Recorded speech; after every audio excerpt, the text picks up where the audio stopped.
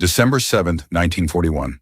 Smoke billows over the twisted wreckage of the Pacific Fleet at Pearl Harbor as General George Marshall and Admiral Harold Stark scrambled to assess the devastation of a day that will live in infamy. But across the Atlantic, sitting in the quiet study of Chequers, the Prime Minister's country residence, Winston Churchill receives the news through a different lens. It was not just a tragedy of sudden, shocking violence. It was the abrupt, welcomed end of a long 2-year nightmare where Britain had stood virtually alone against the Nazi war machine. To understand the weight of that winter night, one must first descend into the suffocating darkness of 1940. Following the catastrophic collapse of the French Third Republic and the miraculous yet desperate evacuation at Dunkirk, the British Isles stood as a solitary, fragile fortress against a continent submerged in shadow. The Wehrmacht stood poised at the Pas de Calais, their binoculars fixed on the white cliffs of Dover, while the Luftwaffe's Heinkel He-111 bombers turned the night sky over London into a hellscape of incendiary thermite and high explosives. Churchill carried the survival of Western civilization in a leather dispatch box, knowing with a cold, mathematical certainty that courage alone could not defeat the industrial furnace of the Third Reich. The strategic reality was a grim ledger of attrition and blood. Britain was bleeding gold and steel at a rate that threatened total economic collapse within months, not years. The Royal Navy, though still the master of the surface waves, was being hunted into extinction by Admiral Karl Donitz's Grey Wolves, the U-boat wolf packs that infested the Atlantic Gap, strangling the island's lifeline of grain and oil. Churchill understood that the war would not be won by the .303 caliber rounds of a Lee Enfield rifle or the bravery of the few in their Spitfires. It would be won in the factories of Detroit and the shipyards of Virginia. Thus began the most sophisticated diplomatic courtship in human history. Churchill, a master of the written word and a student of psychological warfare, bypassed the sterile channels of the State Department to engage in a direct, clandestine dialogue with Franklin Delano Roosevelt. Signing his cables as former naval person, Churchill appealed to the president's own history as Assistant Secretary of the Navy, weaving a narrative of shared destiny and common blood. These 1,700 messages were more than mere correspondence. They were the blueprints for a global counteroffensive, crafted in the middle of the night while the Blitz rattled the windows of number 10 Downing Street. The Prime Minister leveraged his own American lineage, reminding the public across the Atlantic that his mother, Jenny Jerome, was a daughter of Brooklyn. He was not a foreign head of state asking for a handout. He was a kinsman calling for the defense of the ancestral home. He spoke of the special relationship not as a political alliance, but as a moral imperative.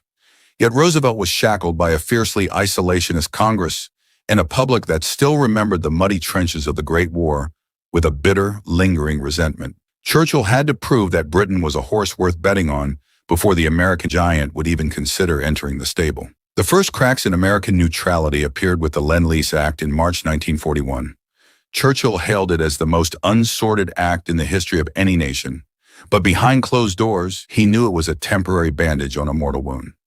American steel began to flow, M3 Stuart tanks, crates of Thompson submachine guns, and millions of tons of tinned meat, but the manpower remained absent. A tank without a crew is merely a target, and a ship without a sailor is a tomb. Churchill watched the horizon for more than just supplies. He watched for the arrival of the American soldier, the one force capable of breaking the German hegemony on the ground. Then came the flashpoint of December 7th, when the news of the Japanese attack on Pearl Harbor reached Churchill during dinner at Chequers. His reaction was not one of shock, but of profound, almost religious relief. He later wrote that at that moment, he knew the United States was, in the war, up to the neck and into the death. The strategic calculus had shifted in an instant. The British Empire, the Soviet Union, and the United States now formed a grand alliance, with a combined industrial output that no Axis power could hope to match. That night, for the first time in 2 years, the Prime Minister slept the sleep of the saved and the thankful. But the transition from a declaration of war to a physical presence was a logistical nightmare of the Promethean proportions. The Bolero plan, the massive buildup of American forces in the United Kingdom, required the transformation of an entire island into a forward operating base.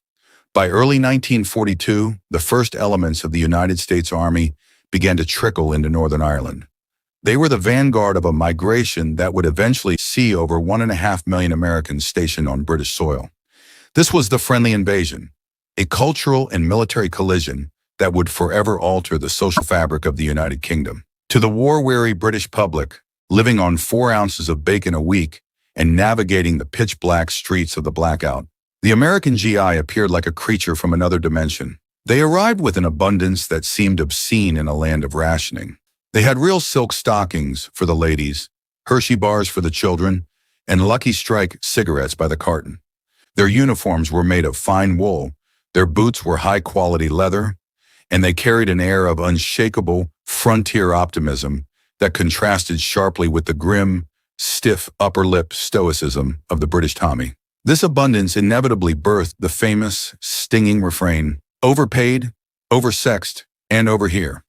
The American private earned triple the salary of a British corporal, leading to predictable tensions in the pubs and dance halls of London and Bristol. Fights broke out over girls, over pride, and over the simple fact that the Americans hadn't yet felt the sting of a losing battle. Churchill, ever the pragmatist, viewed these social frictions as a minor price to pay for the security of his nation. He knew that the friction of 2 cultures rubbing together was the sound of a coalition being forged in the heat of necessity. Behind the scenes, the military integration was even more complex.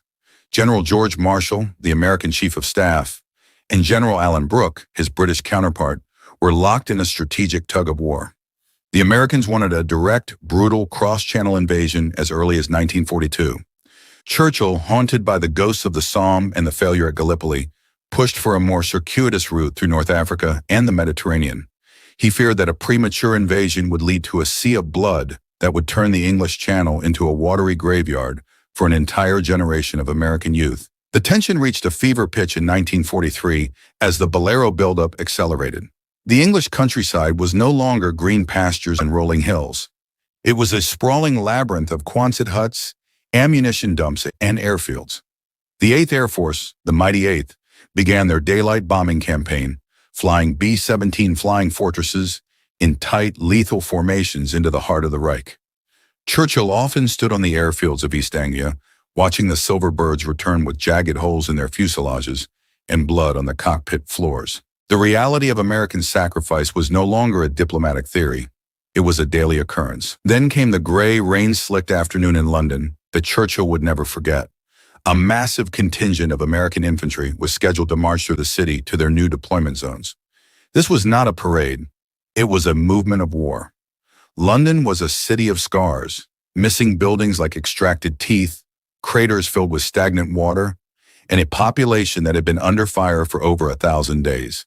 Churchill decided to witness this march personally, standing quietly at a vantage point where he could observe the men who held the fate of his empire in their hands. As the rhythmic, heavy percussion of thousands of hobnail boots began to echo off the bombed-out brickwork of the West End, a hush fell over the gathered Londoners. These were the men of the 1st Infantry Division, the Big Red One, and elements of the burgeoning airborne forces. They marched with a loose, athletic gait, their M1 Garand rifles slung with an easy confidence. They were young, their faces unmarked by the years of hunger and fear that defined the British civilian. Churchill watched them with a piercing intensity, his trademark cigar clenched between his teeth, his hand resting on the head of his walking stick. In that moment, the Prime Minister saw the physical manifestation of everything he had fought for since 1939. He didn't just see soldiers, he saw the industrial might of the Midwestern factories, the courage of the Texas plains, and the inexhaustible energy of a continent-spanning republic. He saw the bigger monster that would finally devour the Nazi beast. The strategic equation he had spent years trying to balance was finally solved. The march through London was a funeral procession for the Third Reich, though the Germans didn't know it yet. Churchill later admitted to his close associates that as those American troops passed by, he felt a weight lift from his shoulders that he hadn't realized he was carrying. The special relationship had transitioned from the abstract poetry of his speeches to the concrete reality of marching men. The lonely sentinel of 1940 was now the vanguard of a global liberation force. As the last of the American column disappeared into the London mist, the march toward the beaches of Normandy had truly irrevocably begun.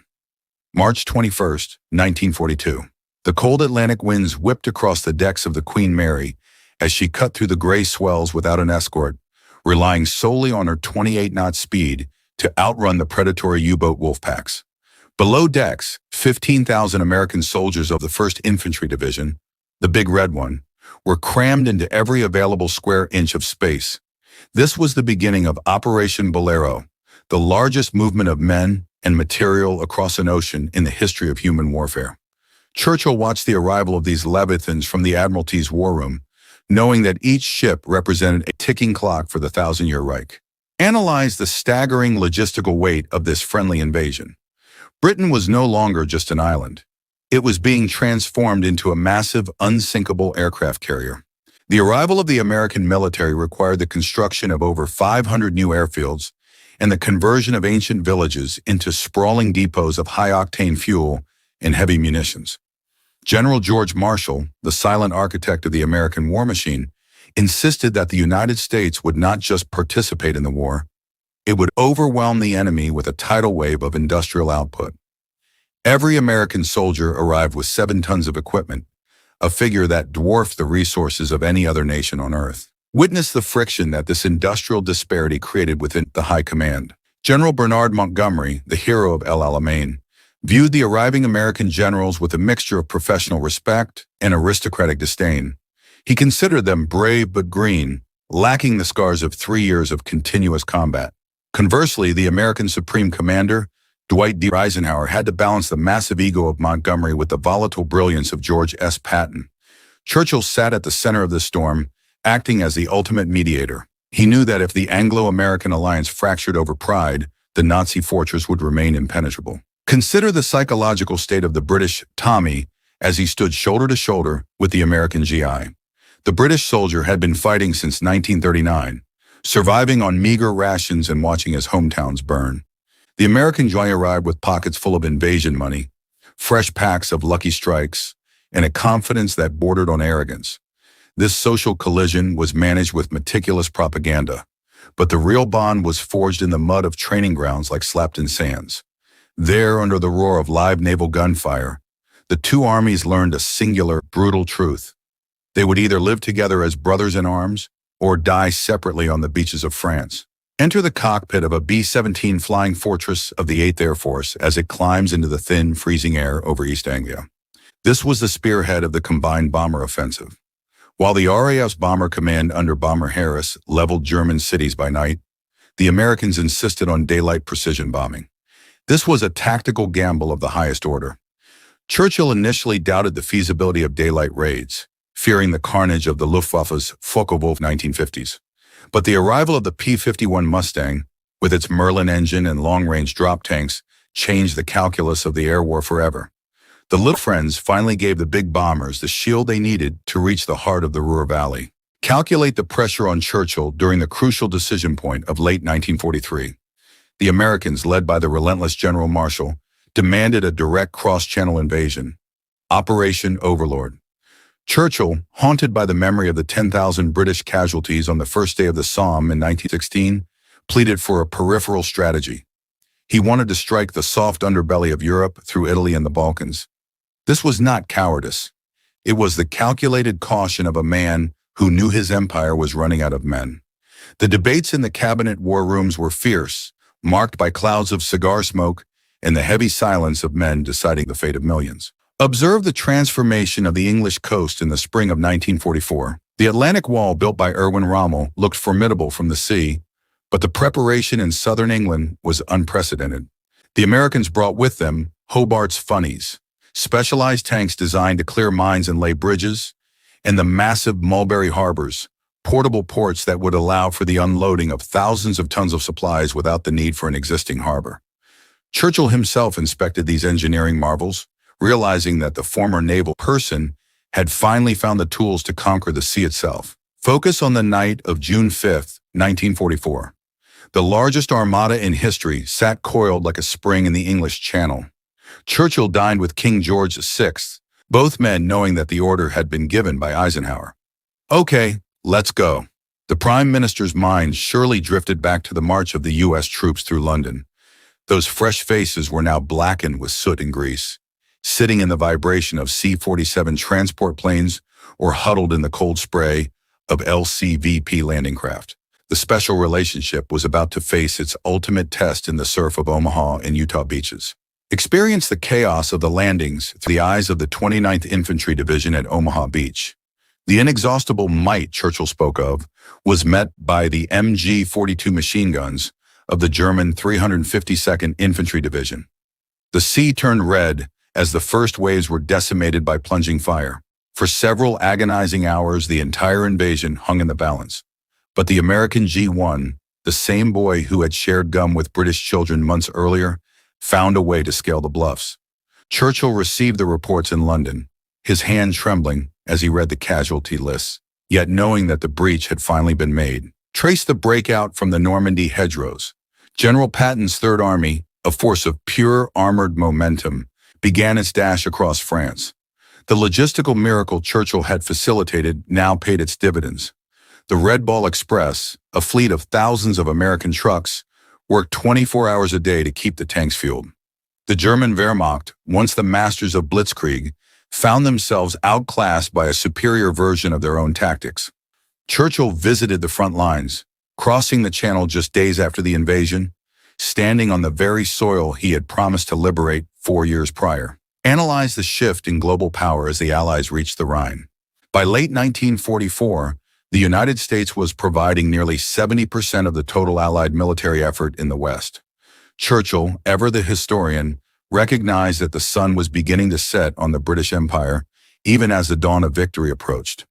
His relationship with Roosevelt became more complex. They were no longer just partners in defense, but competitors in the design of the post-war world.